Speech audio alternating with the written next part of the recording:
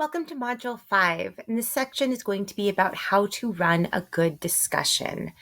These are some guidelines and some tips, but one of the things that I really want to emphasize right out the gate is that a lot about running a good discussion is going to depend on the personality of your students, of your own personality, your own style in the classroom. So there are certain things, particularly when we talk about the ways to deal with kind of hot button issues that we want to, a lot of that's going to have to do with your own personality and what you feel comfortable with and what general approaches are going to work for you. That being said, let's move ahead here. Our goals and objectives. So we're going to be able to apply techniques to prepare students for discussion and maximum engagement. Navigating hot button topics in the classroom. Sometimes we talk about these as like difficult topics or difficult conversations. But when uncomfortable things happen in the classroom, how do we navigate those? And this is something that we're going to talk a little bit more about in the live sessions that we're going to be holding later. So there'll be a chance to kind of really troubleshoot and work through some of these a little bit later. How to assess discussion participation. What does it mean to award points for discussion? And then ways to supplement live discussions with asynchronous options. And that's one of those things that post-COVID, some of us are so ready to be done with all online everything, but there are, I think, a lot of really good tools that we can use to supplement discussions. And so we'll talk about those at the end here. So first, preparing and framing discussions. I think sometimes we think about discussions as things that just happen when we're in class. But a well-run and organized discussion section starts well before you're actually in the moment of having a discussion. And so we're going to get to this a little bit later, but a grading scheme as a statement of values. Do you think discussions are important? Does your grading setup reflect that? And then thinking about some pre-discussion activities so students are prepared and thinking about the questions you want them to be thinking about before they get to the classroom. So sometimes some things that I do on this front are pre-class questions. So having people fill some things out in a Google form, just answering some questions. That allows me to see where we are as a class, what thoughts we have about a particular question or a text. And then it also, if people are not responding so much, I know that they've already thought through these questions, and it gives you a nice way to prompt people. Ellen, you said some really great things in your pre-class response about Clytemnestra's characterization here. Would you mind sharing some of those with us? So ways to be able to pull in a lot of students, but really just to get them prepped to be thinking about the questions at hand. And then pre-discussion, generating discussion guidelines. So really thinking about what makes for a good, respectful, what type of classroom discussion do we want to have as a group? And there are a lot of ways to generate these, and we can share some different kind of sample discussion guidelines. But I really think it's important to do this on the first day of class and have the class be bought in. What are the things that you as students find helpful? What are the things that you as students find very unhelpful? What do we want to avoid in this class? What kinds of things do we want to make sure we're doing when we have discussions? And I think this is really important, as I mentioned down at the next bullet point down here, in advance of discussions, having those established before we get into any difficult topics so that we have something we can come back to. And if someone steps out of the agreed upon norms for the class, then we can say like, well, I just want to remind us that one of our discussion guidelines is that we're going to give people the benefit of the doubt. So if they word something poorly, we're going to ask clarifying questions. We're going to see what we could do different, how we could engage with that idea as opposed to attacking the person. And that can be a really good way to depersonalize something if someone's getting emotionally invested in something and to derail a conversation that's going in a direction that we don't want it to go in. And then the next bit here, teaching students what makes for a good discussion. I love having students do student-led discussion sessions. So they all have to lead one or two discussion sessions. Two is great because then I can give them feedback. I have an activity where they lead a discussion. They self-assess. I give them feedback on their self-assessment about how it went.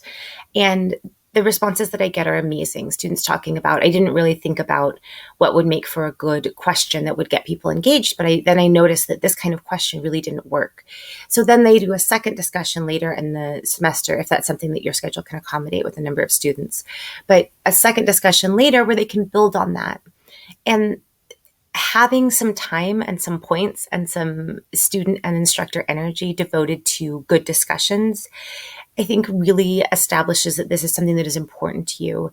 Because one thing that I really want my students to leave my class knowing is how to have a respectful conversation about things that maybe are difficult or things that they don't agree with. So engaging with their peers, with their colleagues in topics that they are uncomfortable with.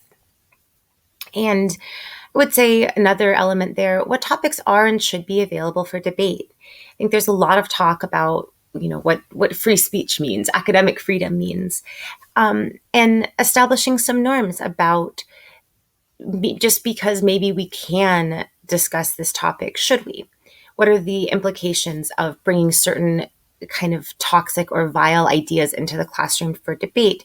Does that legitimize them? What does that do to our other classmates who, saying that a question of someone's humanity is up for debate? What are the consequences of that? And I think these are conversations that a lot of young adults are not having in a really earnest way. And I have always found that they are very, very good at navigating those conversations once they are led and prompted to think about these. So the last thing I want to mention is a pre-discussion activity here. Make some sort of back channel available. I have an anonymous Google form that is set up on my class website that they can include their name if they want, but it can be anonymous about if something in class happens that you do not feel comfortable with, if there was something in discussion that you do not feel comfortable with, this is a way for you to let me know that, because there may be something that I just don't notice, that something that was said was really hurtful, or that somebody introduced some kind of a really harmful idea and nobody pushed back on it. And I want students to have a way that they can back channel that information to me. They don't have to be the one that steps up in class and addresses it. That's my job as an instructor. So having ways that they can talk to me without having to take on the full burden of having a really potentially confrontational conversation with their classmates. There's a link in the notes on this. This is something that Carnegie Mellon put together, and just kind of thinking about some cognitive, social, emotional factors and physical factors to think about when you're designing a discussion. We could spend forever on different discussion activities. We could talk about the think, pair, share, and different activities that we can do to prompt discussion, to engage students in different ways. And we're going to provide some resources just because that's not something that we have time for in this module, but we can absolutely talk about that some more in other contexts. And but things, having a strategy, asking good questions, bringing closure, just ways when you're designing what that class is going to look like.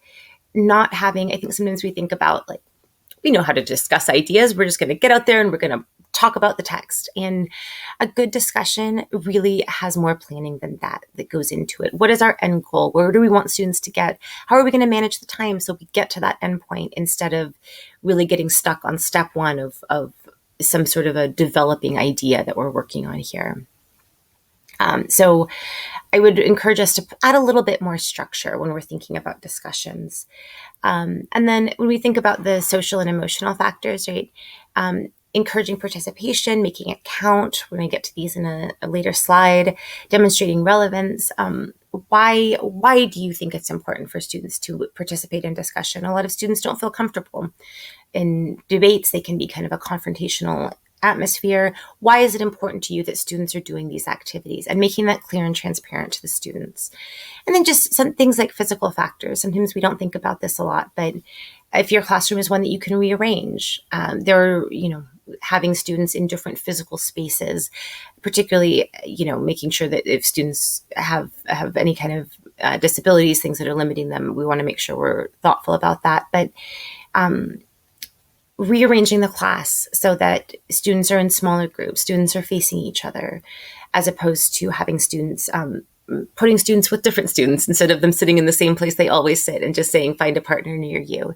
So thinking about ways to use space when we're thinking about discussions. Asynchronous discussions. So I just want to very briefly touch on pros. Students who are shyer in person sometimes feel much more comfortable talking. Students who don't think so quickly on their feet, they like to have a little bit more time to digest, think through something. This gives students an opportunity to participate more. Alternative modes of engagement are always great. Cons, students are not always fully engaged in online discussions. And so what I mean here is if we say you have to post one thing and respond to two things, that I have found to be extremely tedious, and getting students, what constitutes a response? Saying, yes, I agree doesn't count, but how much more do you have to say for it to count? I find those can be, I have not had great success with them.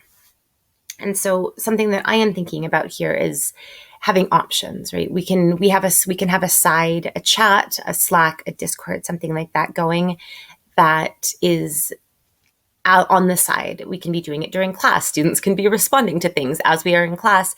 And that's something not everyone feels comfortable with, encouraging students to be on their phones during class or on their laptops during class. But when we talk about back channels, I think having a Discord is a really great way for students to be able to have kind of running commentary, be talking to one another. The function that chat in Zoom was serving, keeping that, I think that was a really valuable way for students to talk to one another and to talk to us. So I that is something that I intend to keep. Another con, the norms of online discourse are less established. Students have had 10, 12, however many years of practice being in a physical classroom, and they've had less time in being in a professional learning kind of environment in an online space. And so I think it's really important to address the norms of online conversation, of asynchronous conversation. How do we talk to one another in the world of the internet? I think that's really valuable. I think these are actually ways that we can, these cons are things that can be turned into pros, but it's important to be aware of some of those, the different elements that go into asynchronous discussions. So discussion boards, Discord, Slack, as I mentioned, I'm going to continue using that for all my classes, I think. Close reading with perusal or hypothesis. These are some, they're programs, they're interfaces that allow you to do collaborative close reading and annotating. And they're very similar to one another. Sometimes your learning management system, your LMS, is going to be already integrated with one. We are set up with hypothesis and not perusal at my school. But this allows us to, this is a hypothesis little demo that I set up a while back. And you can put a PDF, you can put a web page, you can put whatever you want in there. And then students can comment on things and engage with one another and have a running close reading of a text. I think this is much easier to use than to do some kind of a close reading activity in section, because this allows students to anchor their arguments at a specific place in the text and to communicate with one another about that. So I love a collaborative close reading assignment. I have several that I integrate into my classes in different ways. And this is something that I think as a sort of an asynchronous discussion way of interacting, I think is really great. And as much as we are going to be back in person, knock on wood, I am really excited to keep some of these things as part of my class. And then I want to talk about difficult topics or hot button issues. And again, if you want discussion activities, we'll add some of that in the notes in the further reading for this module. Just kind of basic, what things can one do in a discussion? Because there are a lot of great activities that I would love to talk about, but I'm going to focus on the things that are, I think, top of people's minds when we talk about difficult topics, hot button issues here. So, what topics do you want to introduce?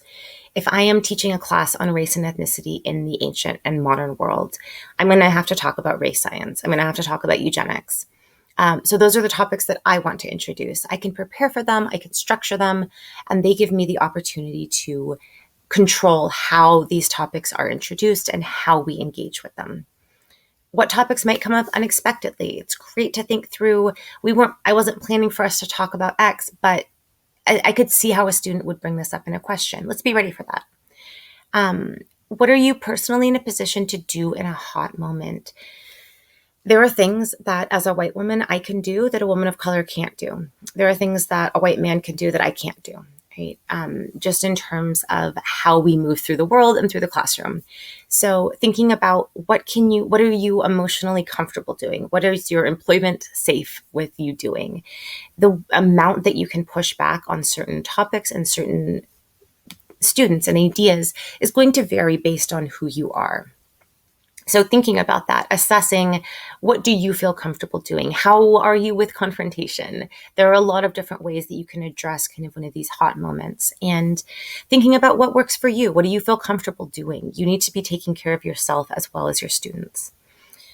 I love role-playing different scenarios. So we get better the more we practice. And the first time we think about something, we're have no idea what to say. Someone says something we didn't imagine would happen in a class. We don't know what to do. The second time we come through that, we're going to be better. And the third time we're going to be better. And so having other colleagues, other instructors that you can role play conversations, just think through, what do you do if a student says X? How do you address that? We really recommend that. It can feel a little bit corny to be doing kind of play acting, role playing things, but it's so valuable. And there's a couple links here with some additional ideas from a couple different teaching centers that are out there. Ways to address these in the moment. So these are just a couple ideas. There are a million other things you can do, and we can talk more about this in some live sessions. But minute papers. If something is said that is just, oh my God, that was very, that was a racist comment that a student made. That was really sexist. That was really ableist. Or a student says something and a student reacts very quickly to something that was said that was a problem, that was problematic.